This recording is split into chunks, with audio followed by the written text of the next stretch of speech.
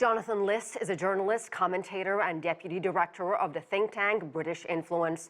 He joins me now from London. Jonathan, so many questions for you. Let me begin with the obvious one that everyone is asking at this point. Can Johnson survive this scandal? Well, the short answer is no. The long answer is we don't know how long he's got.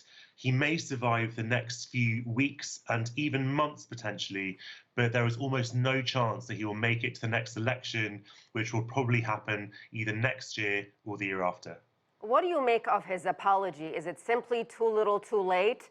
The fact that it took him this long to fess up after initial denials only adds to the growing outrage, doesn't it?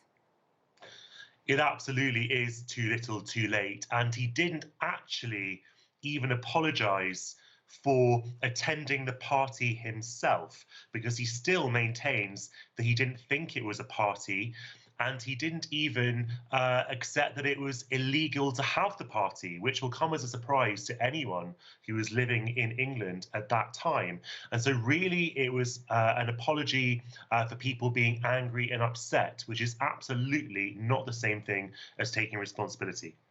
How much support does Johnson really have among his own Conservative MPs? Well, this is a really important question, and the answer is we just don't know. There have been some very important MPs who've come out tonight and said that Johnson should resign. Now, that's almost unprecedented for senior MPs such as the Scottish leader of the Conservative Party, so Johnson's kind of counterpart in Scotland.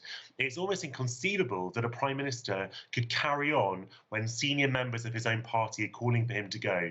In the past in Britain, when Prime Ministers have lost the support of previously loyal MPs, they tend to go quite quickly.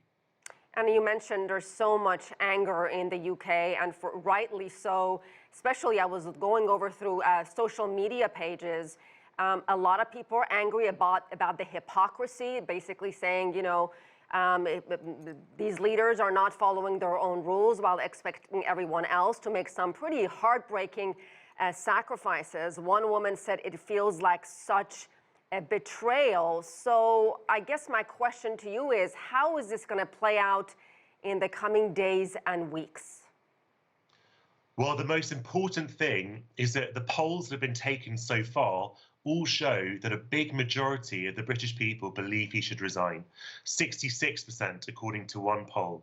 And the other thing to remember is that once a Prime Minister has lost that fundamental trust of the people, it's very hard to get back.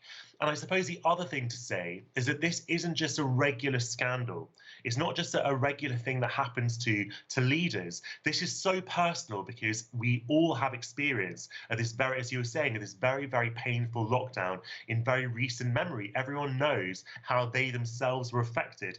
And that's what makes it so difficult for Boris Johnson, because it's such a blatant case of the Prime Minister telling people to make those sacrifices and then not making them himself. And Jonathan, I finally have to ask you about Martin Reynolds, the Downing Street official who actually sent that now notorious bring your own booze email/invite. Have we heard anything from him? We haven't heard anything from him, but I suspect his position is untenable as well. The problem is that so often in these cases, it's the officials who take the flak, when really the buck stops with Boris Johnson. It's Boris Johnson who needs to pay the price. Jonathan Lis, thank you very much. Thanks.